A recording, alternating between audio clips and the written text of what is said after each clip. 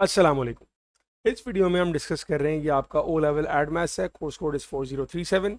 इस वीडियो में हम डिस्कस करेंगे its November 2022 paper 2-3। So let's start. Question number 1, solve the following inequality 2x plus 3 times x minus 4 greater than 3x plus 4 times x minus 1। Brackets multiply करते हैं, 2x multiply होगा x से, you got 2x square minus 4 2 ज़ार 8x plus 3x minus 12 greater than 3x square minus 3x plus 4x minus 4। पहला step कर लिया आपने। अब आप इसको अरेंज करेंगे, ठीक है ना। ये साइन हम ऐसे रखेंगे, 3x स्क्वायर अपनी जगह। अब हमारे पास ये प्लस का 2x स्क्वायर जब राइट पे जाएगा तो ये हो जाएगा माइनस का 2x स्क्वायर, ठीक है। यहाँ पे हमारे पास माइनस 3x और प्लस का 4x, ये हो जाएगा हमारे पास प्लस का x। और राइट लेफ्ट पे देखें, अगर आप -8 प्लस 3, ये हो जाएगा -5, -5 वहाँ जाएगा तो +5 हो जाएगा। नंबर्स की बात करते हैं तो नंबर्स हमारे पास यहाँ पे खाली -4 है, और लेफ्ट साइड से जब हमारे पास -12 वहाँ जाएगा तो ये हो जाएगा हमारे पास +12। अब लेफ्ट साइड पे कुछ नहीं बचा तो यहाँ पे 0 आ जाएगा। अब क्या हो जाएगा, 3x square minus 2x square is x square plus 5 plus 1 plus 6x and 12 minus 4 is plus 8 and it's 0। अब अगर इसको हम ट्रेडिशनल स्टाइल में लिखें तो ये हो जाएगा हमारे पास x square plus 6x plus 8 is lesser than 0। यहाँ भी साइन लेसर देन का है, यहाँ भी साइन लेसर देन का आ जाएगा। अब यहाँ पर हम करते हैं मिडिल टर्म। तो ऐसे दो नंबर जिनको मल्टीप्लाई करके 8 आए और प्लस करके 6 आए, वो नंबर हमारे पास 4 और 2 हो जाएंगे। तो ये आ जाएगा x square plus 4x plus 2x plus 8 is lesser than 0। Common निकाल लेते हैं, x plus 4 plus 2 times x plus 4 is lesser than 0। x plus 4 common आ रहा है तो x प्लस 4 कॉमन ले लिया। क्या बचा हमारे पास, x plus 2 is lesser than 0। अब यहाँ पर आपको साइन है इनइक्वलिटी का, तो आपने आंसर देने के लिए मैं तो रिकमेंड करता हूँ कि आप एक रफली स्केच जरूर किया करें, ठीक है। अगर मैं इस x और x को मल्टीप्लाई करूंगा तो ये प्लस का एक्स स्क्वायर आएगा, इसका मतलब है हैप्पी फेस बन रहा है। तो x प्लस 2 लेस देन 0, इसका मतलब है एक वैल्यू आएगी मेरे पास -2 और एक वैल्यू आएगी मेरे पास -4। ये दो वैल्यूज आएंगी और जो मेरा ग्राफ बन रहा होगा वो कुछ ऐसा बन रहा होगा, ठीक है ना। खाली इसका बिहेवियर पता होना चाहिए आपको। साइन हमारे पास है लेसर देन का। लेस देन का मतलब होता है कि you need to go inside the curve. ये रीजन हमारे काम का है। तो इस रीजन में अगर आपको जाना है तो आपकी x की वैल्यू को -4 से बड़ा होना है और -2 से छोटा होना है। ये आपका आंसर हो गया, ठीक है। Next part, the tangent to the curve y equals to ax square minus 5x plus 2 at the point where x is 2 has equation y equals to 7x plus b, find the value of the constants a and b। Tangent की equation की बात कर रहा है, तो पहले मैं निकालूंगा टेंजेंट का ग्रेडियंट निकालते हैं, ठीक है ना। So y is equals to ax square minus 5x plus 2। अगर मैं इसको डेरिवेट करूं तो डेरिवेट करके मेरा आंसर क्या आएगा, dy by d x is 2ax minus 5। ये आ जाएगा डेरिवेट। मुझे x की वैल्यू मालूम है, x क्या है मेरे पास, x इज 2। अब आप इस डेरिवेट में x की जगह 2 पुट कर दें। So dy by d x is equals to 4a minus 5, ये आ गया, ठीक है। और जो आपको इक्वेशन दी है टेंजेंट की, हमें इक्वेशन दी है y equals to 7x plus b, ठीक है। y equals to 7x plus b. इस इक्वेशन में ग्रेडियंट क्या है, यहाँ पर जो ग्रेडियंट बनेगा मेरे पास दैट इज 7। तो एक ग्रेडियंट मेरे पास आ रहा है 7 और एक ग्रेडियंट मेरे पास आ रहा है 4a माइनस 5। मैं इन दोनों को इक्वेट कर दूंगा। तो अब मैं कहूँगा भाई 4a माइनस 5 इक्वल्स टू 7। दोनों ग्रेडियंट थे, दोनों को इक्वेट कर दिया, दोनों टेंजेंट के थे। So 4a is equals to 12 and a is equals to 3। ये तो मेरे पास आ गया एक आंसर। अब ये जो आपकी इक्वेशन है टेंजेंट की, यहाँ पर भी y इंटरसेप्ट है, मैंने अपने पास निकालनी है टेंजेंट की इक्वेशन। कैसे आएगी, y minus y1 equals to m times x minus x1। ये हमारे पास वर्किंग फार्मूला है। मेरे पास x1 तो है, मेरे पास y1 नहीं है, तो मैं इस x को मैं अपनी मेन इक्वेशन में पुट करता हूँ। तो पहले हम इसको निकाल लेते हैं, ठीक है ना। इसको हम नीचे कर लेते हैं थोड़ा सा। हम निकालते हैं y की value. y is equals to a x square minus 5x plus 2। x की जगह मैंने पुट किया 2, तो y equals to 4a minus 5 2 जार 10 प्लस 2, ठीक है। ये आ जाएगा 4a माइनस 8, ये आ गया मेरे पास y। अब आपको चाहिए यहाँ पर y minus y1, so y minus 4a minus 8 equals to m। m कितना आया था हमारे पास, m था 4a माइनस 5, ठीक है। और a का आंसर 12 माइनस 5 7, m 7 आ जाएगा हमारे पास। m is 7, x minus x1 is what 2। अब यहाँ पर मुझे a की वैल्यू तो मालूम है, a कितना है मेरे पास 3, तो मैं यहाँ पर a की जगह 3 पुट कर सकता हूँ। सो y माइनस 4 3 ज़ार 12 minus 8 is 4 is equals to 7x minus 14। So y equals to 7x minus 14 plus 4 is minus 10। अगर मैं इसको और इसको कंपेयर करूं तो मेरे पास b की वैल्यू आ जाएगी नेगेटिव 10, सही है। y equals to 7x plus b and b is equals to negative 10। सो a का आंसर आ गया आपका 3 एंड b का आंसर आ गया आपका नेगेटिव 10। ये आपके आंसर्स हैं, ठीक है जी। इसमें हमारा की पॉइंट क्या था, हमें यहाँ पर हिंट दी थी भाई कि आपके पास टेंजेंट की इक्वेशन है, तो बस मैं टेंजेंट की इक्वेशन पे लग गया और उसको मैंने इक्वेट कर दिया बस। Solve the equation log 2 of 2x minus 1 plus log x plus 2 is equals to 2 minus log 4। Okay, अब यहाँ पर जो मसला है वो 2 के साथ है। अच्छा, मसला क्या है कि 2 के पास log नहीं है। अगर 2 के पास भी log होता तो पूरी इक्वेशन में log आ चुका होता, मेरे लिए सिंप्लीफाई करना आसान होता। पहले मैं क्वेश्चन को एज इट इज लिख रहा हूँ। log of 2x minus 1 plus log of x plus 2 is equals to 2 minus log of 4। अब ये 2 बेचारा अकेला है, अगर मैं इस 2 के साथ लिख दूं log 10 तो कोई फर्क नहीं पड़ा, क्योंकि log 10 हमारे पास 1 होता है। फायदा क्या हुआ, फायदा ये हुआ कि सबके पास log आ चुका है। अब प्रॉपर्टी अप्लाई कर सकते हैं लेफ्ट साइड पर, क्योंकि एडिशन है। एडिशन का मतलब क्या होता है, मल्टीप्लाई। तो 2x माइनस 1 मल्टीप्लाई हो रहा है x प्लस 2 के साथ, ठीक है। ये हो जाएगा आपके पास log 10 पावर 2 माइनस log 4। तो log 10 का स्क्वायर क्या हो जाएगा 100, क्योंकि माइनस है तो यहाँ पर हो रहा होगा डिवीजन। और ये लेफ्ट वाली स्टेटमेंट अपनी जगह वैसे ही आएगी, 2x minus 1 times x plus 2, ये एज इट इज रहेगा। दोनों साइड पर log हो जाएगा अब कैंसिल।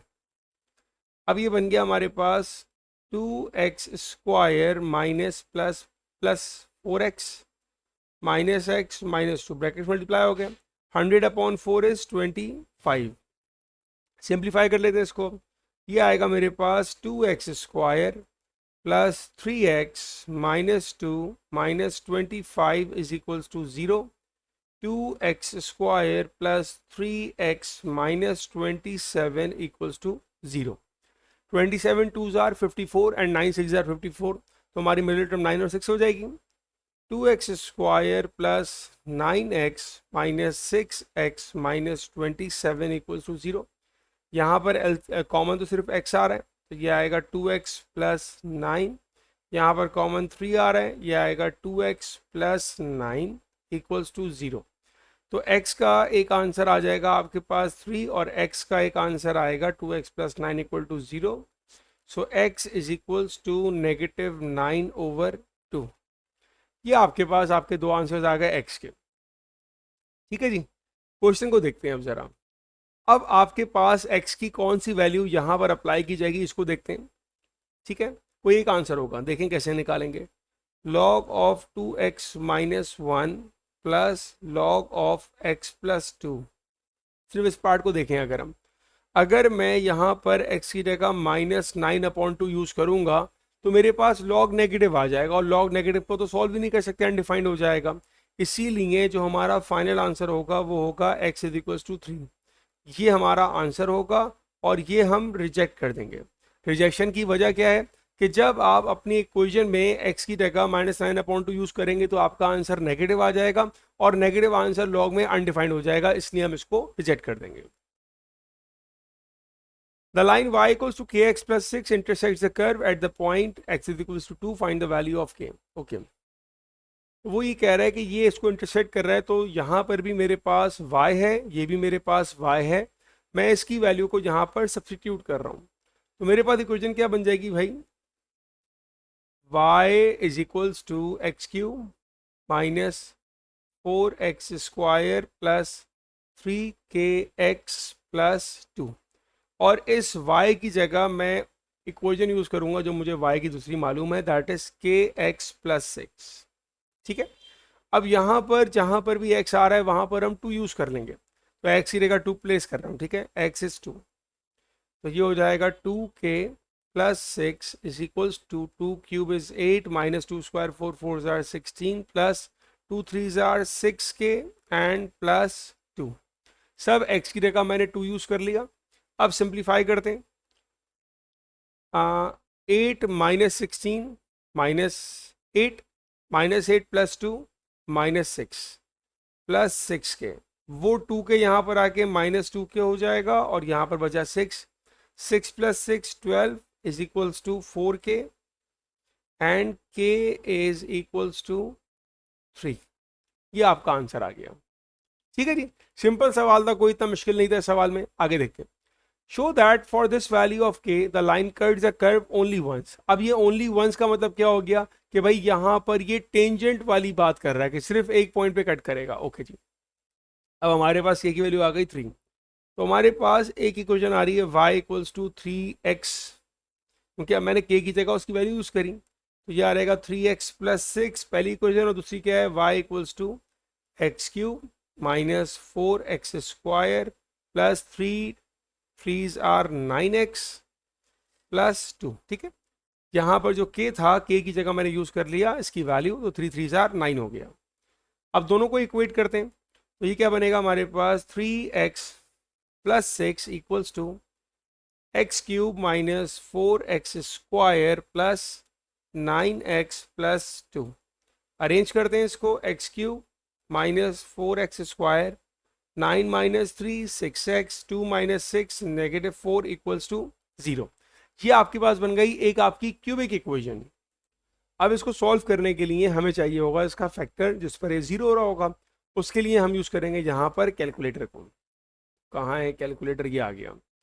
डायरेक्ट तरीका मैं आपको पहले बताता हूँ कि अगर आपने निकालना है इसका, तो हम जाएंगे सिंपल शिफ्ट दबा के मोड पर, सॉरी शिफ्ट क्यों दबाएंगे, खाली मोड दबाएंगे, ये आएगा नंबर 5 पर इक्वेशन।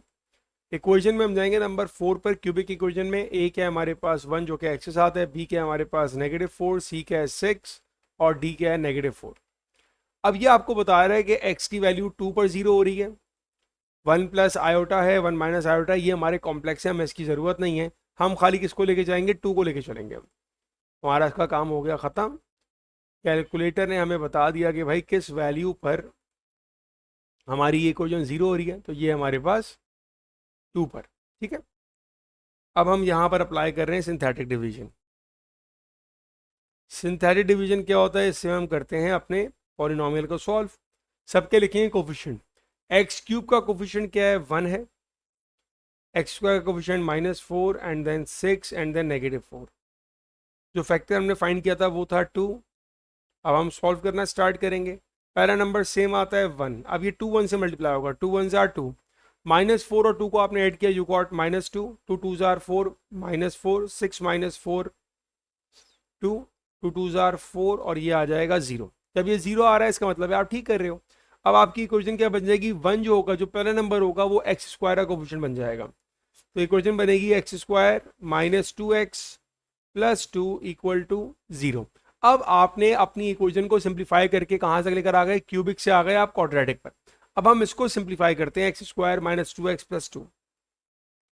अब यहाँ पर अभी मिडिल टर्म ब्रेक नहीं हो रही ना, क्योंकि ऐसे दो नंबर जिनको मल्टीप्लाई करके 2 आए और जिनको प्लस माइनस करके 2 आ जाए, ऐसे नंबर्स नहीं है।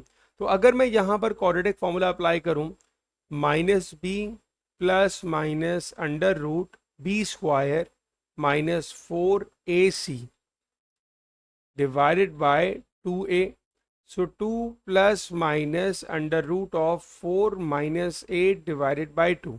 अब ये आगे सॉल्व नहीं होगा क्योंकि 4 माइनस 8 का आंसर आ जाएगा -4, और -4 का मतलब हो गया रूट को आप सिंप्लीफाई नहीं कर सकते, तो हम लिखेंगे इसको आगे नॉट पॉसिबल। तो हमारे पास x का खाली एक ही आंसर बना, और वो आंसर क्या था जिससे हमने इसको सॉल्व किया, दैट इज 2।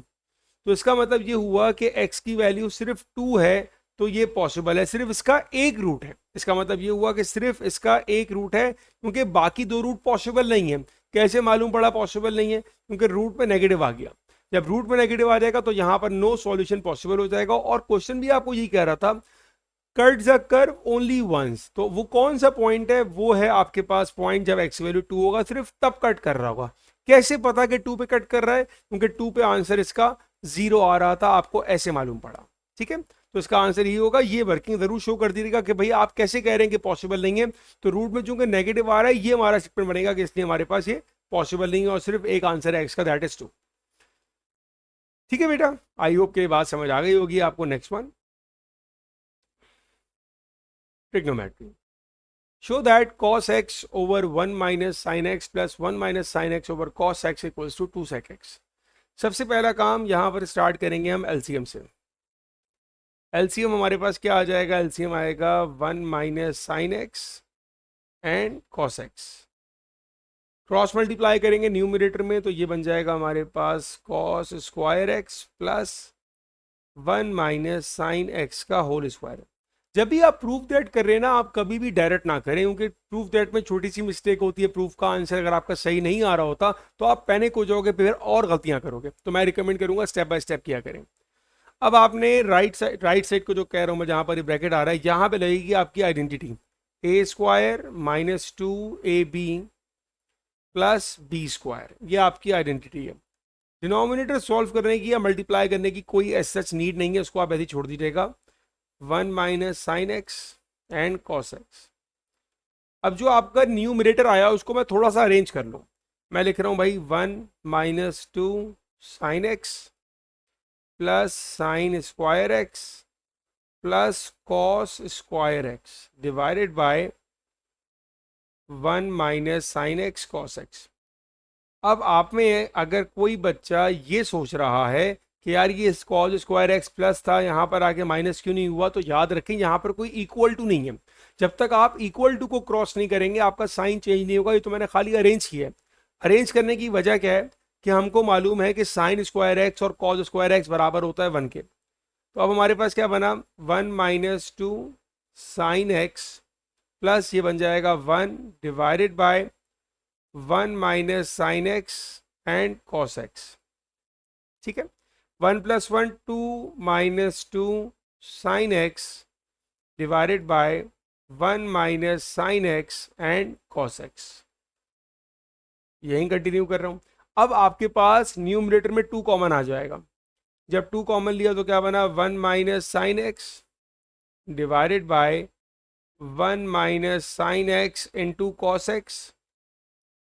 ये 1 minus sine x 1 minus sine x cancel हो गया, बचा क्या आपके पास? 2 ओवर कॉस एक्स, और 1 अपॉन कॉस एक्स क्या होता है? Sec x. तो आपका आंसर आ गया 2 सेक एक्स। यही शो करना था आपको, ये आ गया। ये आपने इसको प्रूफ कर दिया। ठीक है जी, ये आपका आंसर आ गया। अब आते हैं नेक्स्ट पार्ट पर। नेक्स्ट पार्ट के स्टार्ट में मुझे नजर आ गया keyword, that is hence. Hence का मतलब क्या हो गया? It is connected from the previous part. अब अगर आप अपने क्वेश्चन को कंपेयर करो तो आप ये चीज जरूर आइडेंटिफाई कर लोगे कि जहां पर भी x था वहां पर अब θ/2 आ गया। बाकी आपका क्वेश्चन सेम चलना चाहिए। देखें, cos x upon 1 minus x पर यह आ गया, 1 minus sine x upon cos x ये आ गया। तो इसका मतलब क्या हुआ कि इस पूरे का आंसर मेरा यही आएगा ना, 2 sec x आएगा। तो अब इसको मैं यहाँ यूज करूंगा कि भाई ये पूरी चीज तो पहले पार्ट में आ चुकी है, तो इस पूरे की जगह आ जाएगा 2 sec। अब जहां पर आपके पास x था वहां पर आ गया θ/2, तो मैं भी लिख दूंगा θ/2 is equals to 8 cos square θ/2। ये आपका पहला स्टेप हो गया, सही है ना। अब यहां पर आ रहे हैं 2 फंक्शन, एक cos है और एक sec है। ओके, तो यहां पर मुझे 2 फंक्शन को एक फंक्शन बनाने, वरना मैं सिंप्लीफाई नहीं कर पाऊंगा इसको। तो मैं सेक को कॉस में लेके जाता हूँ, तो 2 सेक थीटा अपॉन 2 का मतलब क्या लिखा होगा, ये हो जाएगा 2 divided by cos theta upon 2, ये हो जाएगा equals to 8 cos square theta upon 2, ऐसे हो जाएगा। ये सिंप्लीफाई करूँ अगर तो 2 1s आर और 2 4s आर, तो यहाँ पर आ गया 1 इज इक्वल्स टू 4, ये कॉस थीटा वहां जाके मल्टीप्लाई हो जाएगा, तो ये बनेगा कॉस क्यूब थीटा अपॉन 2, ये आपके पास बनेगा। ठीक है, कॉस क्यूब की फॉर्म में आ गया आपके पास। अब 4 वहां लाके डिवाइड करें, so 1 divided by 4 equals to cos cube theta divided by 2। अब ये क्वेश्चन बन गया आपका सिंपल ट्रिग्नोमेट्री का, जिसमें आपको एंगल फाइंड करने होते हैं, जो हमारा काम चलेगा अब किस चीज का, जब हमको अल्फा निकालना है थीटा निकालना है, वो काम चलेगा। पहले अप्लाई करते हैं हम क्यूब रूट, क्यूब रूट यहां भी अप्लाई किया और क्यूब रूट हमने यहां भी अप्लाई किया। ठीक है, 1/4 का क्यूब रूट क्या है, निकालते हैं भाई। 1 डिवाइडेड बाय 4 और क्यूब रूट, शिफ्ट दबा के रूट दबाया, क्यूब रूट आ गया, ऑफ आंसर इज 0.629 है, तो 0.63 ले लेते हैं। 0.63 equals to cos theta divided by 2। अब आगे बढ़ने से पहले यहां पर मैं रेंज वाली बात जरूर हाईलाइट करूंगा, क्योंकि रेंज मॉडिफाई हो रही है। ठीक है, कैसे मालूम पड़ता है कि रेंज मॉडिफाई हो रही है, देखें आपके एंगल के साथ कोई भी अगर चीज आ जाए, चाहे वो मल्टीप्लाई हो चाहे डिवाइड हो, आपकी रेंज मॉडिफाई हो जाएगी। रेंज है क्या, रेंज है फ्रॉम -360 टू +360, तो अभी रेंज है -360 टू +360, लेकिन थीटा के लिए हमारे पास है थीटा अपॉन 2, तो हाफ करूंगा तो -180 से +180 चली जाएगी रेंज, तो इसका मतलब ये हुआ कि मैंने इस क्वाड्रेंट में रहना है। अब -180 का मतलब क्या हुआ, 3rd एंड 4th, और +180 का मतलब क्या हो गया, 1 एंड 2।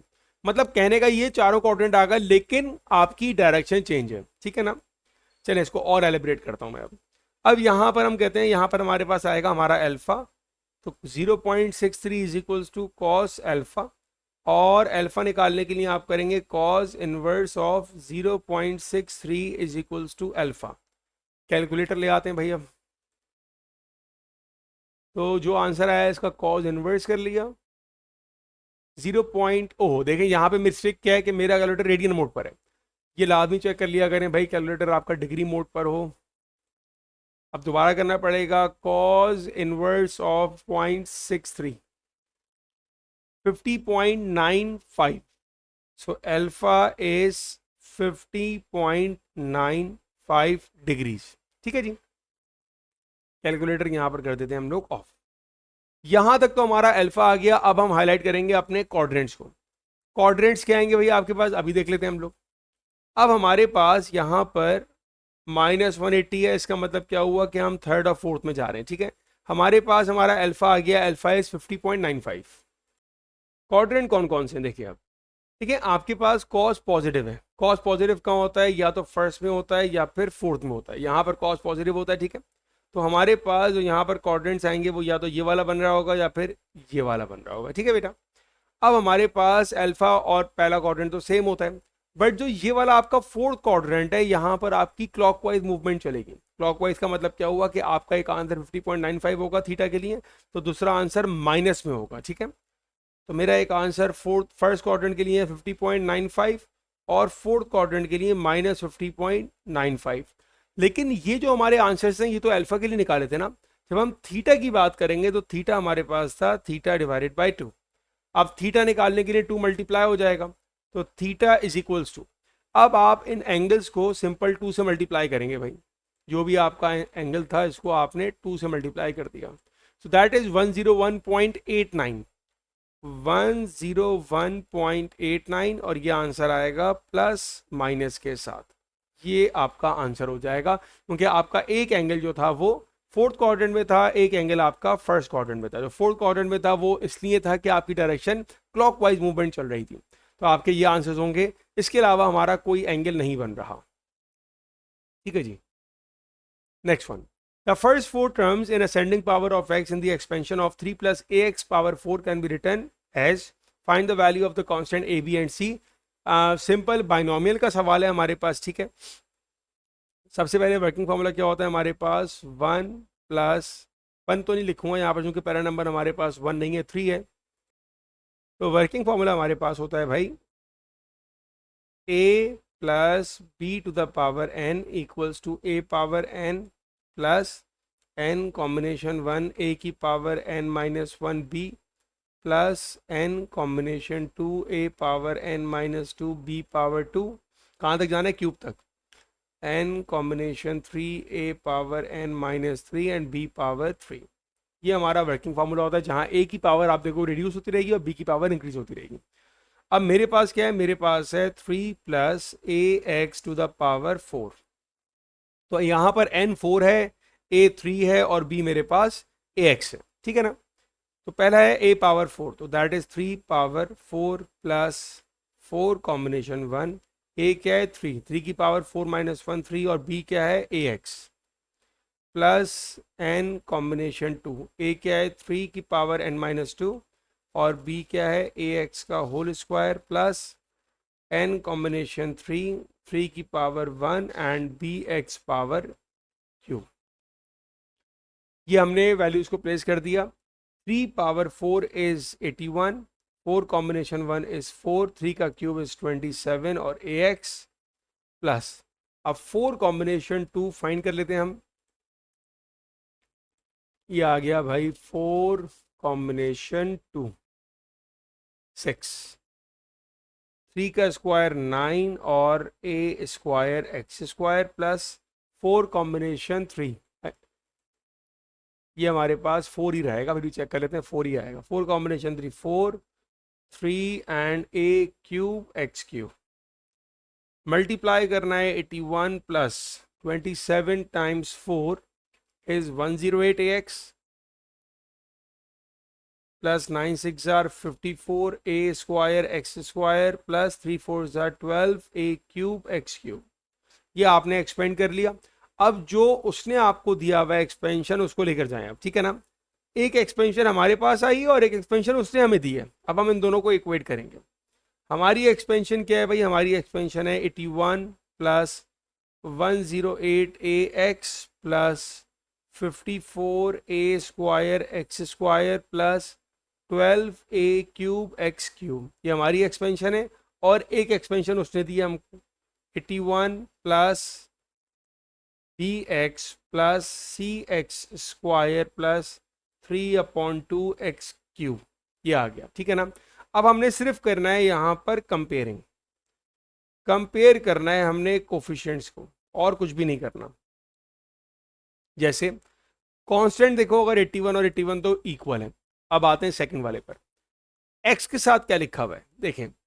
एक्स के साथ यहाँ पर है 108 और यहाँ पर है बी एक्स। तो अगर मैं दोनों का एक्स इक्वेट करूँ तो मैं कहूँगा कंपेयरिंग एक्स हो रहा है 108 ए इज इक्वल्स टू बी, ये मैंने एक्स को इक्वेट कर दिया, ठीक है। इसी तरह अगर मैं इक्वेट करूँ एक्स स्क्वायर को, तो एक्स स्क्वायर के साथ लेफ्ट पर क्या लिखा हुआ है, लेफ्ट पे लिखा हुआ है 54 ए स्क्वायर और राइट पे क्या लिखा हुआ है, राइट पे लिखा है सी। तो मेरे पास क्या बनेगा 54 ए स्क्वायर इक्वल्स टू सी, ये बन गया एक्स स्क्वायर को इक्वेट किया, ठीक है। अगर हम क्यूब को इक्वेट करें, क्यूब के लिए कौन कौन है भाई, यहां पर ये है क्यूब का कोफिशिएंट और यहां पर ये है। अब हम इक्वेट कर रहे हैं क्यूब, तो लेफ्ट साइड पर क्यूब के साथ क्या है 12 ए क्यूब और राइट पर क्या है 3/2। यहां से आपको एक आंसर मिल सकता है, बड़ा सिंपल है ना। 3 1s आर 3 4s आर और 4 2s आर 8, तो ए क्यूब इज इक्वल्स टू 1/8, तो ए क्या आ जाएगा मेरे पास 1/2। जैसे ही ए मिल गया, ए को यहाँ पुट करूंगा बी मिलेगा, ए को यहाँ पुट करूंगा सी मिलेगा। अब बी पर आते हैं, 108 ए की जगह 1/2 इक्वल्स टू बी, बी आ जाएगा 54, 54 ए का स्क्वायर ये हो जाएगा 1/4 इक्वल टू सी। तो 4 1s आर 4 के टेबल में तो नहीं आता, 27/2, 27/2 इक्वल टू सी। तो ये आपके पास आपके आंसर आ गए, बी 54, ए 1/2 एंड सी 27/2। ये आपको निकालना था। क्वेश्चन हो गया आपका एंड, ठीक है जी। इसको मैं बॉक्स कर दूं, ये आपके final answers. Given that NC4 equals to 13 times NC2, find the value of NC8. Okay. NC4 बराबर है 13 टाइम NC2 और आपको चाहिए NC8। अब यहाँ पर आपको ये एन सी का फॉर्मूला पता होना चाहिए। अगर हम एन सी आर का फॉर्मूला एक्सपेंड करें तो ये होता है N factorial divided by R factorial into N minus R factorial. ये इसका वर्किंग फॉर्मूला होता है, ये आपको मालूम होना चाहिए। अगर ये वर्किंग फॉर्मूला मैं एन सी एट पे लगाऊं, एन सी एट क्या बन जाएगा, ये बनेगा N factorial divided by eight factorial into N minus eight का फैक्टोरियल। ये working formula N C eight का जो मुझे चाहिए। अब इसके लिए उसने मुझे दिया क्या है, उसने मुझे दिया हुआ है एन सी फोर। चलें यहाँ से स्टार्ट करते हैं। हमें दिया हुआ है N C four is equals to 13 times N C two. Formula expand करते हैं, ये आएगा N factorial divided by four factorial into N minus four factorial equals to 13 times N factorial divided by two factorial into N minus two factorial. Formula expand किया। देखिए यहाँ दोनों side पर N factorial हो गया कैंसिल। अब बचा क्या मेरे पास, यहाँ पर बचा one divided by four factorial. अब एन माइनस फोर फैक्टोरियल को मैं ब्रेक करूँ अगर, तो ये क्या हो जाएगा, एन माइनस फोर के बाद आएगा N minus five, N minus six, चलता रहेगा। तो इनमें जो नंबर छोटा होगा ना उसको एक्सपेंड किया जाएगा। तो एन माइनस फोर और एन माइनस टू, मतलब टू वाले को एक्सपेंड करूंगा, फोर वाले को करने की जरूरत नहीं है। Is equals to 13 divided by two factorial two होता है। अब एन माइनस टू फैक्टोरियल क्या हो जाएगा, एन माइनस टू हो जाएगा N minus N. N factorial क्या होता है, एन फैक्टोरियल होता है एन एन माइनस वन, ठीक है, और चलता रहेगा, ये चलता रहेगा। तो N minus two, N minus three and N minus four factorial. ये मैंने इसको ब्रेक कर दिया, फॉर्मूले को एक्सपेंड किया। खाली एन माइनस फोर पे आके क्यों रुक गया, इसका रीजन ये होता है ताकि ये और ये हो जाए हमारे पास कैंसिल। सही है। अब हमारे पास क्या क्या बच गया, अब हमारे पास बच गया one upon four factorial equals to 13 divided by two times N minus two and N minus three. अगर आप ऑब्जर्व करो तो अब जो इक्वेशन मेरे पास आ रही है इसमें खाली एक ही अननोन है, वो मेरे पास एन है। क्रॉस मल्टीप्लाई कर लेता हूँ, टू टाइम्स एन को एन से मल्टीप्लाई किया, N square minus three N minus two N minus five N plus six equals to four factorial times 13। तो फोर फैक्टोरियल क्या होता है, four into three into two into 13, that is 312।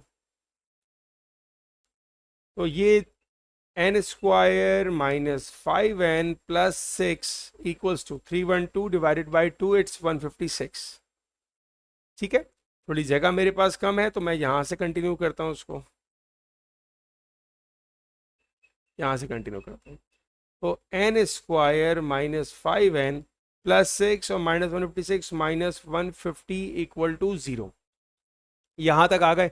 जब मैं यहां तक आ चुका हूं तो मैं अब इसको डायरेक्ट कर लूंगा कैलकुलेटर में सॉल्व। कैसे करेंगे भाई, कैलकुलेटर में हम जाएंगे, मोड दबा के इक्वेशन में क्वाड्रेटिक इक्वेशन, ए क्या है 1 है, बी क्या है -5 और सी क्या है -150। एक 15 आ रहा है और एक -10 आ रहा है। तो n का एक आंसर आया 15 और n का एक आंसर आया -10।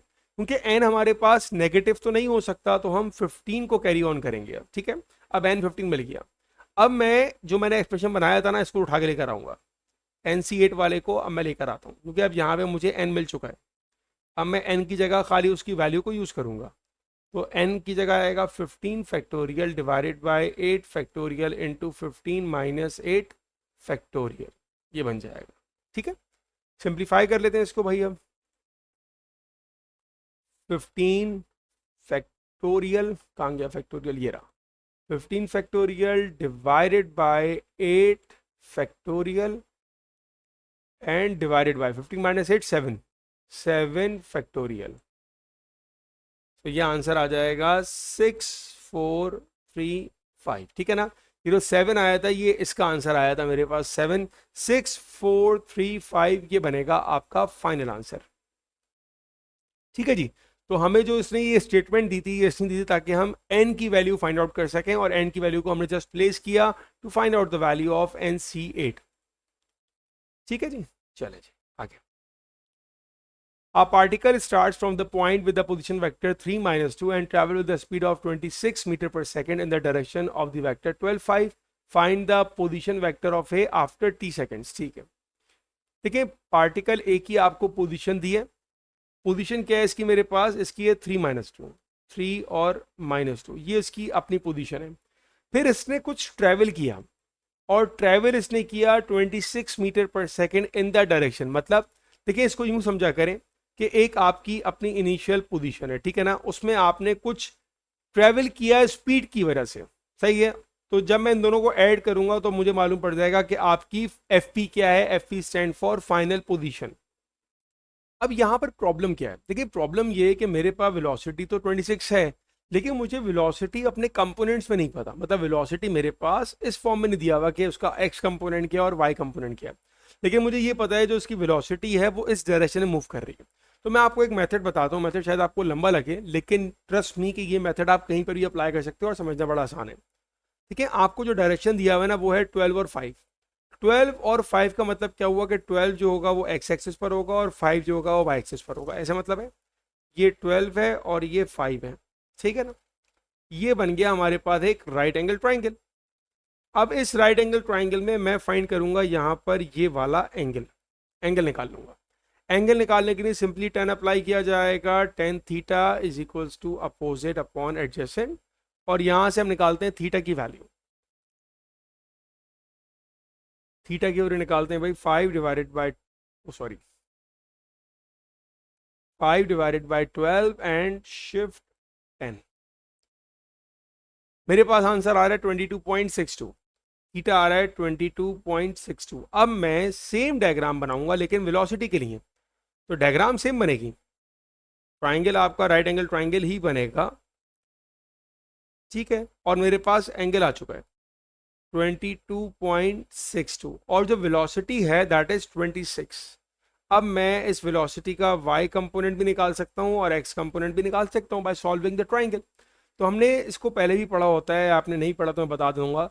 जो x कंपोनेंट होता है वो cos के साथ आएगा, तो ये हो जाएगा 26 cos 22.62।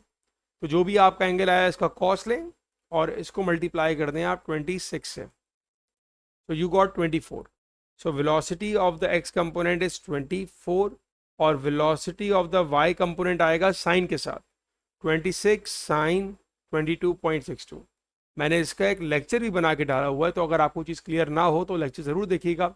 साइन 22.62 टाइम्स 26 10, तो वेलोसिटी का y कंपोनेंट आ गया 10। अब ये सब एफर्ट आपने अपने क्वेश्चन में कहाँ यूज़ करनी है आप ये भी देखें। जो मेरा क्वेश्चन था ना, पोजीशन वेक्टर प्लस वेलोसिटी की कंपोनेंट अब मेरे पास है कि x कंपोनेंट क्या है 24 है और y कंपोनेंट क्या है 10 है। इसको आपने मल्टीप्लाई करना है t से। क्यों भाई, डिस्टेंस क्या होता है, डिस्टेंस होता है स्पीड मल्टीप्लाई बाय टाइम। तो अगर मैं स्पीड को मल्टीप्लाई करूं टाइम से डिस्टेंस आ जाएगा। तो एक डिस्टेंस वो है जो कि वेलोसिटी की वजह से कवर हुआ, और एक इसकी वो डिस्टेंस या वो पोजीशन जहां से ये स्टार्ट कर रहा था। दोनों को मैं ऐड करूंगा तो मुझे मिल जाएगा फाइनल पोजीशन जो आपसे कहा था फाइंड करने के लिए। ये आपका आंसर है, तो इसको इसी फॉर्म में छोड़ देना है, मजीद सॉल्व नहीं करना है इसको। Next part, at the same time particle b starts from the position vector 67 minus 18.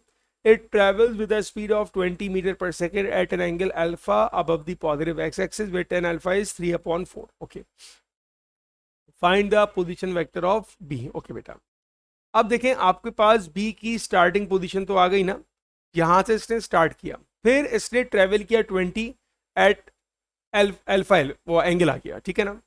अब पहले मैं इसको कंस्ट्रक्ट करता हूं, इस तरह मैंने ऊपर वाला बताया था ना आपको, बिल्कुल वैसे ही बताऊंगा। ये एंगल है अल्फा, ठीक है, और स्पीड कितनी है, स्पीड है मेरे पास 20। अब उसने आपको बता दिया कि 10 अल्फा बराबर है 3/4, तो यहीं से अल्फा निकाल लेंगे। 10 अल्फा बराबर है 3/4 के, तो अल्फा क्या हो जाएगा, 10 इनवर्स कर लेंगे। तो कर लेते हैं भाई इसको, 10 inverse of 3 divided by 4, so alpha is 36.87। अब जब मेरे पास अल्फा आ चुका है तो अब मैं वेलोसिटी की कंपोनेंट निकाल सकता हूँ वी वाई और वी एक्स, जैसे मैंने ऊपर निकाला था। तो वी एक्स क्या होता है, कॉस के साथ आता है, तो 20 कॉस 36.87। तो इसका आपने लिया कॉस ऑफ आंसर और मल्टीप्लाई कर दिया आपने 20 से, तो यू गॉट 16। तो वेलोसिटी एक्स आ गया मेरे पास 16, और वेलोसिटी का जब आप वाई कंपोनेंट निकालोगे तो वो आएगा 20 साइन एंगल, ठीक है। तो साइन 36.8687 और इसको मल्टीप्लाई कर दिया 20 से, तो यू गॉट 12। तो अब मेरे पास इसके वेलोसिटी के कंपोनेंट्स आ गए आई और जे फॉर्म में, जो मुझे चाह रहा था। जब मेरे पास वेलोसिटी कंपोनेंट्स आ गए तो अब कैसे लिखा जाएगा? इनिशियल पोजीशन, इनिशियल क्या था? 67 एंड -18 प्लस वो कंपोनेंट, वो डिस्टेंस जो कि वेलोसिटी की वजह से कवर किया जाएगा।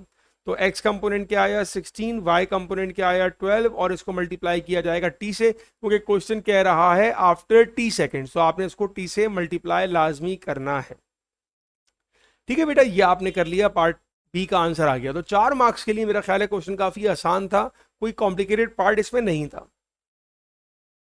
Next part, hence. हेंस क्या मतलब हुआ कि प्रीवियस पार्ट अब यूज होंगे यहाँ पर। Find the time at which A and B meet and the position where this occur. जब ये दोनों मीट होंगे तो इनके डिस्टेंस बराबर हो जाएंगे।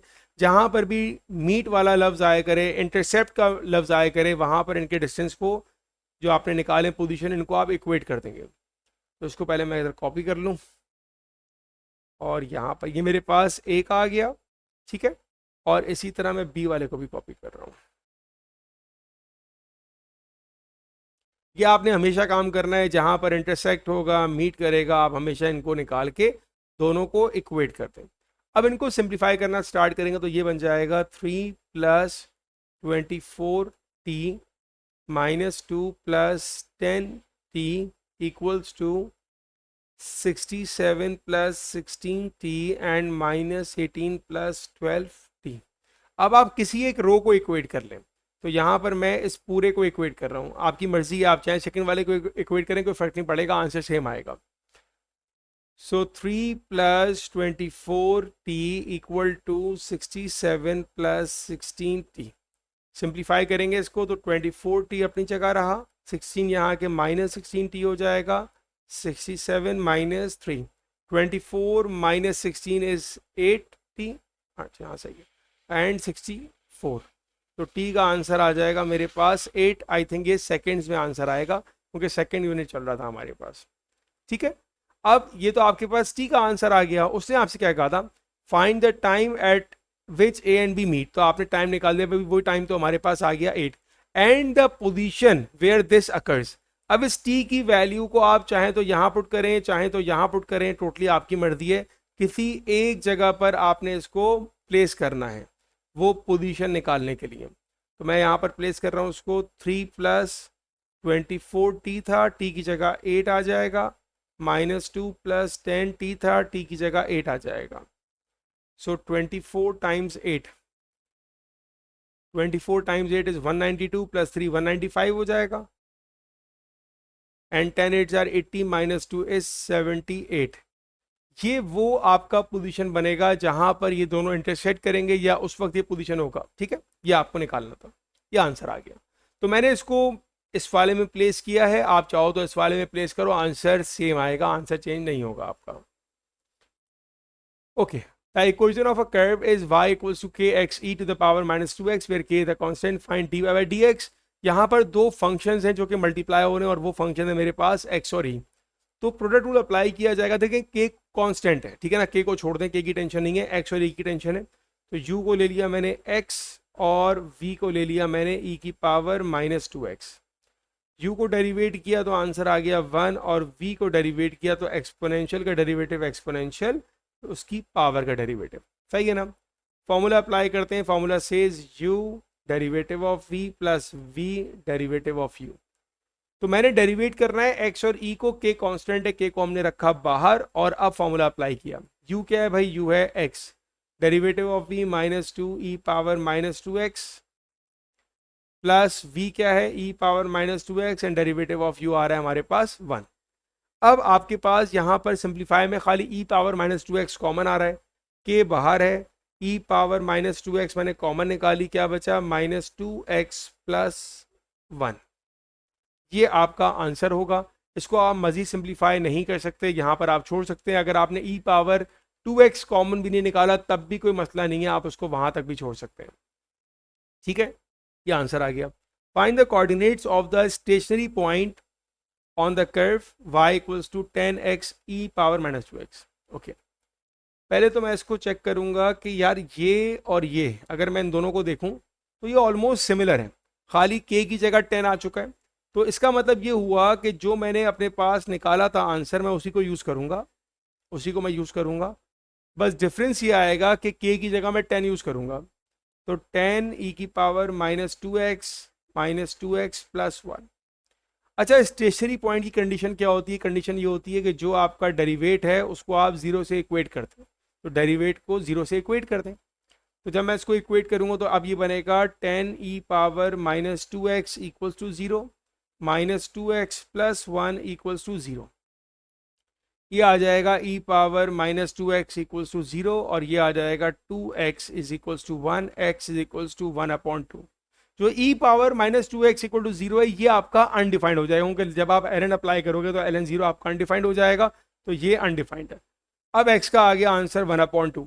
क्या ये फाइनल आंसर है? नहीं। क्यों?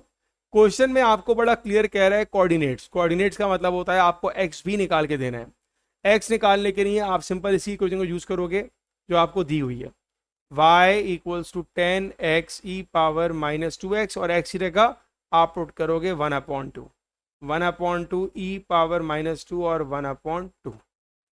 सिंप्लीफाई करते हैं तो ये आ जाएगा 5, 2 1 2 5 2 से 2 कैंसिल हो गया, ई टू द पावर -1। ये आपका आंसर आ गया y का।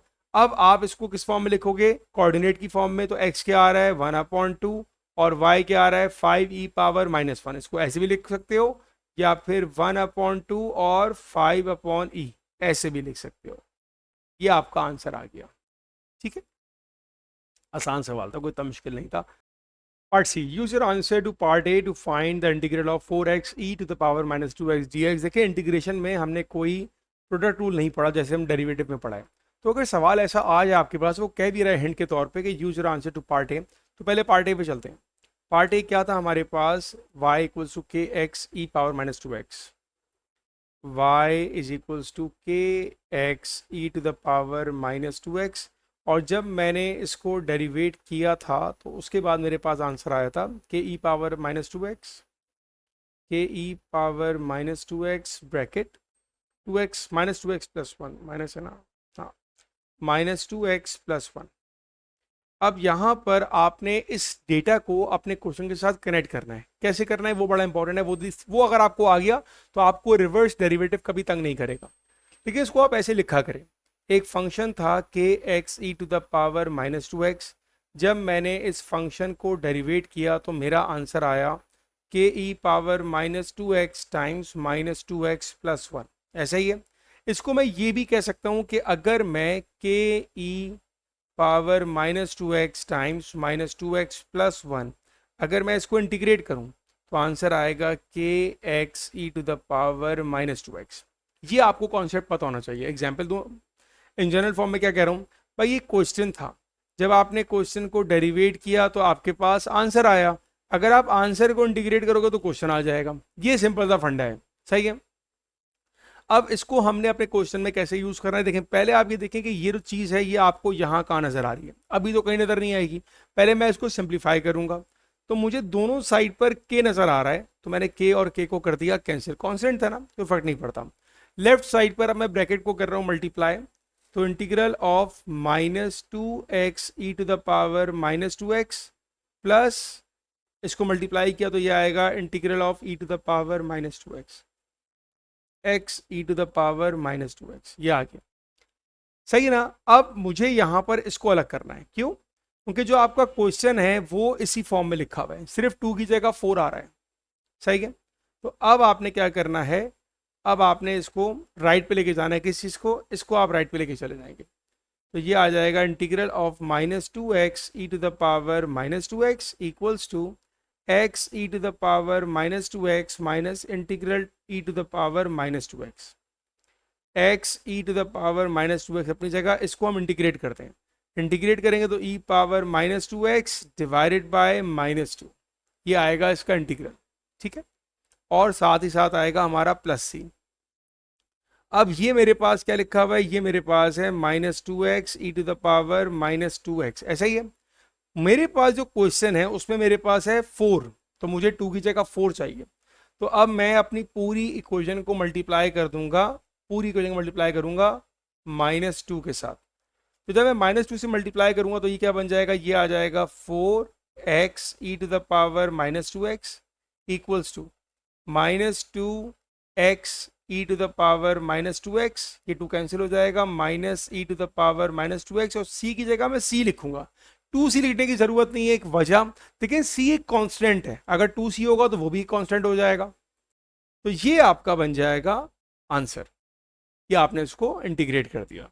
ठीक है, find the exact value of integral of 0 to 1, जो आपने ऊपर इंटीग्रेट किया उसी की वैल्यू मांगी जा रही है आपसे एग्जैक्ट। तो मैंने इसी को यहां से करना है अभी कॉपी, ये मैं नीचे लेकर आ गया। जब मेरे पास आएंगी लिमिट्स तो कौन हटेगा, यहां से c हट जाएगा, सॉरी यहां से मेरे पास ये c हट जाएगा। अब आपने लिमिट्स अप्लाई करना स्टार्ट करनी है। ठीक है, तो मेरे पास इसकी लिमिट क्या है भाई, x की जगह 0 और 1, तो पहले अपर लिमिट डालते हैं, x की जगह 1 डालते हैं, तो -2 e power -2 minus e power -2, और लोअर लिमिट जब मैं डालूंगा तो ये वाला जो है ना ये 0 हो जाएगा, क्योंकि यहाँ पर x आ रहा है, लेकिन वो वाला बचेगा -e to the power -2 into -2 into 0 1 हो जाए, 0 हो जाएगा, e पावर 0 1 होता है, तो यहाँ पर मेरे पास 1 बच जाएगा, e पावर 0 बच रहा होगा, e पावर 0 1 हो जाएगा। अब ये क्या बन गया, -2 e power -2 -3 e to the power of -2 minus minus +1, ये बनेगा मेरा आंसर। ठीक है ना, इसको क्या आपने मजीद सिंप्लीफाई करना है, कोई ज़रूरत नहीं है, क्योंकि उसने आपसे कहा था एग्जैक्ट फॉर्म में आंसर देना है, यही एग्जैक्ट फॉर्म है, आपने कैलकुलेटर में मजीद इसको सॉल्व नहीं करना। Next part, next question, the third term of an AP is 10, the third term is 10 and the sum of the first 8 term is 116। Okay, third term आ रही है T3, ये आपके पास है 10, और क्या कह रहा है, sum of the first 8 term S8 आपको कितना दे दिया, 116। अब आप इनके वर्किंग फार्मूलाज अप्लाई करें। थर्ड टर्म का मतलब क्या होता है, थर्ड टर्म का मतलब होता है a + 2d = 10, ये मतलब हुआ थर्ड टर्म का। S8 का मतलब क्या होता है, सम का फॉर्मूला क्या होता है, Sn = n/2 2a + n-1d, क्योंकि मेरे पास S8 है तो जहां पर भी n है वहां पर 8/2 आ जाएगा, 2a 8 - 1 7d, तो S8 मेरे पास क्या बन जाएगा इसके हिसाब से 4 टाइम्स 2a + 7d = 116। ये आपने दोनों कंडीशन को यूज किया, एक आपने टर्म की कंडीशन को यूज किया और एक आपने सम की कंडीशन को यूज किया। दो इक्वेशंस बन चुकी हैं, अब सवाल बन गया साइमल्टेनियस का। सिंप्लीफाई करना आपको ज़्यादा मुश्किल रहा नहीं, इसको बहुत सिंपल सा रह गया अब तो, सॉरी। ओके बेटा, अब मैं यहाँ पर क्या कर रहा हूँ भाई, 116 को पहले डिवाइड करते हैं हम 4 से, 116 डिवाइडेड बाय 4 दैट इज 29, तो 2a + 7d = 29 and a + 2d = 10, ये आ रही है इक्वेशन 1 और ये आ रही है इक्वेशन 2। साइमल्टेनियसली सॉल्व कर रहे हैं, मैं इसको करता हूँ डायरेक्ट कैलकुलेटर में। अगर आपको नहीं आता आप भी सीखें, मोड दबाए या मोड दबा के 5 में गए, 5 में जो आपकी साइमल्टेनियस इक्वेशन है ये आपकी 1 नंबर है, सही है ना। तो अगर मेरे पास फर्स्ट इक्वेशन में a की वैल्यू क्या है, 1 है, 2 है, 10 है, b में क्या है, 2 है, 7 एंड 29 है, तो मेरे पास a का आंसर आ गया 4 एंड d का आंसर आ गया मेरे पास 3। ये काम जो मैंने कैलकुलेटर में करके दिखाया है ये आपको सिंप्लीफाई करके दिखाना पड़ेगा, सही है ना। इसकी पूरी वर्किंग आपको करनी पड़ेगी, सॉल्व द साइमल्टेनियस इक्वेशन आपको करना पड़ेगा, और अपना आंसर आप इस तरह वेरीफाई जरूर कर सकते हैं, बट वर्किंग शो करना मैंडेटरी है क्योंकि सवाल आपका 5 मार्क का है, ठीक है ना। तो मैंने कैलकुलेटर यूज़ किया है, आप ना करिएगा, आपको कैसे करना है ये आंसर हमें पता लग गए। अब हम इसको साइमल्टेनियस अगर सॉल्व करते हैं तो मैं अपनी फर्स्ट इक्वेशन को 2 से मल्टीप्लाई कर लेता हूँ, मल्टीप्लाई इक्वेशन 1 बाय 2, तो ये आ जाएगी 2a + 4d = 20, और सेकेंड इक्वेशन क्या है, 2a + 7d = 29। सिंप्लीफाई किया, साइन चेंज किया, कैंसिल हुआ, 4 - 7 - 3d और 20 - 29 - 9, तो d का आंसर आ गया 3, जो हम पहले कर चुके थे। तो आप कैलकुलेटर से वेरीफाई जरूर कर सकते हैं, यहाँ पर सिर्फ कैलकुलेटर से करके मत छोड़िएगा, क्योंकि सवाल आपका 5 मार्क का है। 5 मार्क में आपको एग्जामिनर को पूरी वर्किंग करके दिखानी होगी। अब ए निकालते हैं। ए क्या है? A plus 2d is equals to 10। ये आपकी इक्वेशन है। डी की जगह वैल्यू पुट करिए आपने, तो 2 3 आर 6 एंड 10 माइनस 6 इज 4। ये आपके आंसर आ गए ए और डी के। ठीक है, आसान क्वेश्चन था 5 मार्क्स के लिए। Find the sum of the 19 terms of the progression starting with the 12th term. Okay, तो आपको सम मालूम करना है 19 टर्म का, बट आपकी जो फर्स्ट टर्म होगी वो 12 होगी। ये यहाँ पर एक ट्रिकी पार्ट इसने कर दिया कि भाई पहली टर्म 12 है। तो आपको सम का फॉर्मूला पता होना चाहिए। एस एन क्या है? S N is equals to N upon two, 2a plus N minus 1d। अब कहने को 19 टर्म तक चाहिए, लेकिन स्टार्टिंग क्या होगा आपका? 12 से स्टार्ट करना है। तो पहले फाइंड करेंगे यार इसके हिसाब से हमारी फर्स्ट टर्म क्या है। अब फर्स्ट टर्म यहाँ पर आपने इसको कह दिया है 12 है, भाई T12 निकालें। T12 is equals to a plus 11d। A क्या आया था हमारे पास? a is 4 and d is 3। 33 plus 4 ये आ गया आपके पास 37। ये कहने को T12 है, बट हमारे लिए ये फर्स्ट टर्म का पार्ट प्ले कर रही है। ठीक है ना। अब आए सम के फॉर्मूले पे, जो मैंने आपको लिखवाया था ऊपर, उसी फॉर्मूले पे वैल्यू अप्लाई कर रहे हैं। अब यहाँ पर 19 अप्लाई करेंगे। उसने कहा है सम ऑफ द 19 टर्म्स, तो S 19 is equals to 19 upon 2, 2 times a क्या है? 37 प्लस 19 माइनस 1 18 एंड डी क्या था हमारे पास? 3। अब इसको सिंप्लीफाई करते हैं। ये आ जाएगा 18, 18 times 3 plus 37 times 2, 37 times 2 times 19 and divided by 2, 1216। तो आपके पास जो सम आएगा आपके 19 टर्म्स का starting from the 12th term, वो आएगा आपके पास 1216। ये आपका आंसर। ठीक है जी, नेक्स्ट पार्ट। टॉपिक आ गया आपका vectors. In the vector diagram, OP is 2a, SR is 5a, OS is 3b, and QR is b. Okay. Given that PX is equals to lambda time PS, express OX in terms of AB and lambda. Okay. अगर मुझे O से लेके X जाना है, तो मैं कहता हूँ भाई मेरा एक पाथ बनता है O से लेके P प्लस P से लेके X is equals to O से लेके X। ये एक सिंपल हमने लाइन लिख दी, इक्वेशन बना दी। What is OP? OP इज 2a। What is Px? Px is lambda time Ps is equals to Ox। अब हम जाएंगे Ps निकालने के लिए। भाई अगर मुझे P से लेके S जाना है, तो पहले मैं जाता हूँ P से लेके O एंड देन O से लेके S। आ गया P से लेके S। तो अब P से लेके S पर हम यही प्लेस करेंगे जो मैंने आपको अभी बताया, कि पहले हम जाएंगे P से लेके O, that is -2a, and then O से लेके S, that is positive 3b। यह आ गया P से लेके S OX। ठीक है, अब आपके पास 2 बार a नजर आ रहा है, इसका मतलब है सिंप्लीफाई करना मैंडेटरी है। तो 2a minus 2a lambda plus 3b lambda is equals to OX। इसमें से आपने a कॉमन निकाल लिया, तो ये बनेगा 2 माइनस 2 लैम्डा। यहाँ से 2 कॉमन निकालें ना निकालें फर्क नहीं पड़ता, a कॉमन निकालना है, कि a आपके पास एक बार नजर आना चाहिए। ये आपके पास आ गया OX का expression in terms of a, b and lambda. ठीक है जी, पहला part done. Okay, next part. Given that OX is equals to mu times OQ, write OX in terms of AB and mu. अब आप पहले देखिए OQ कैसे आएगा। O से लेके Q जाना है। अगर O से लेके Q जाना है, तो मैं जाऊंगा O से लेके S, फिर S से लेके R, फिर R से लेके Q, तो O से Q आ जाएगा।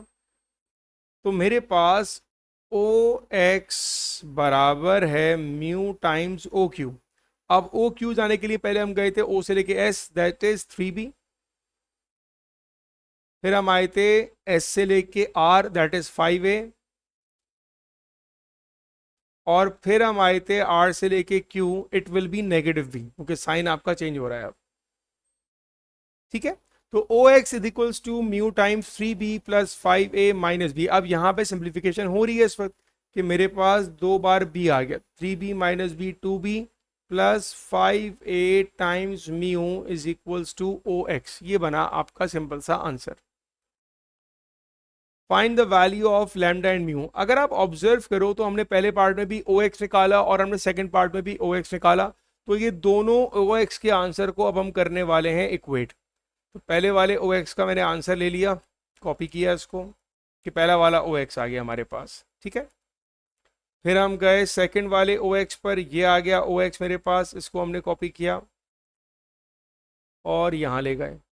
अब दोनों ओ एक्स को हम करेंगे इक्वेट। इक्वेट किसको किया जाता है, कंपेयर किसको किया जाएगा, ए और बी को, ठीक है। तो हम स्टार्ट करते हैं, ए को इक्वेट करते हैं और फिर हम बी को इक्वेट करते हैं। ए का कोफिशिएंट लेफ्ट पर क्या है, 2 माइनस 2 लैम्डा। ए का कोफिशिएंट राइट पर क्या हो जाएगा, 5 म्यू, ठीक है। बी का कोफिशिएंट लेफ्ट पे क्या है, 3 लैम्डा। बी का कोफिशिएंट राइट पर क्या हो जाएगा, 2 म्यू। ये हमने सबको अरेंज कर दिया, ठीक है ना। अब हमारे पास दो आ गए साइमल्टेनियस इक्वेशन, इनको सिंप्लीफाई करना है। तो यहाँ से अगर मैं म्यू को बनाऊँ सब्जेक्ट, तो 3 lambda over 2 is equals to mu, और ये आ जाएगा 2 minus 2 lambda is equals to 5 times 3 lambda over 2। Cross multiply करते हैं, 4 minus 4 lambda is equals to 15 lambda. 15 plus 4 19 lambda is equals to 4। तो लैम्डा क्या आ जाएगा, 4 over 19 is equals to lambda. ये आपके पास लैम्डा का आंसर आ गया। जब लैम्डा आ जाएगा तो म्यू भी आ जाएगा।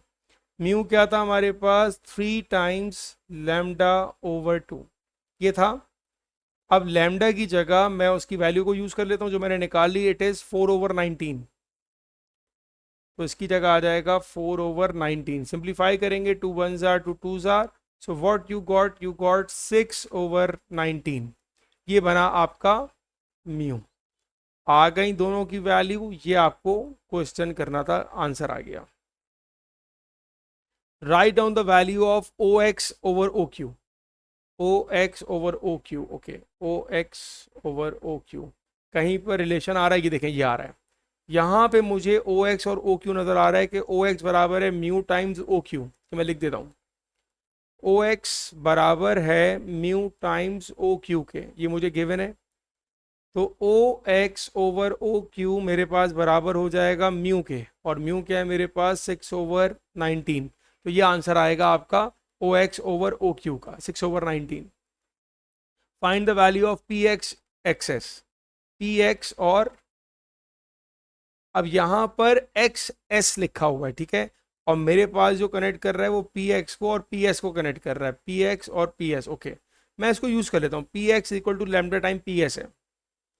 P x is equals to lambda time P S है, ये मेरे पास आ गया।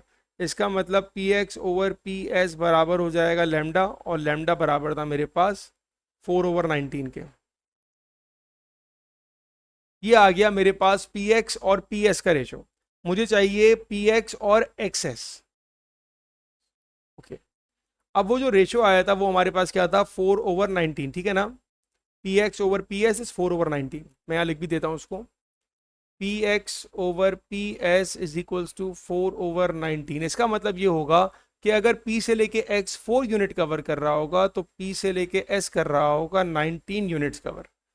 तो X से लेके S कितना करेगा, ये कर रहा होगा 15 यूनिट, ऐसा ही होगा।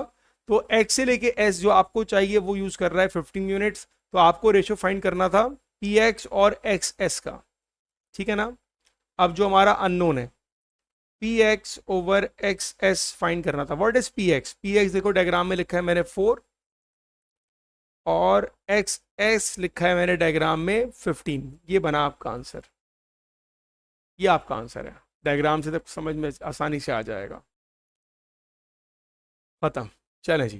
फाइनली आपका पेपर आपका ख़त्म हो गया। इसका जो पीडीएफ सॉल्यूशन होगा मैं वीडियो के लिंक में लगा दूंगा। कोई चीज़ समझ में ना आए तो मुझे पूछिएगा। कोई पेपर सॉल्व करवाना चाह रहे हो तो भी बता दीजिएगा, कोशिश करूंगा जल्दी सॉल्व कर दूँ। See you in the next video, take care, Allah हाफिज़।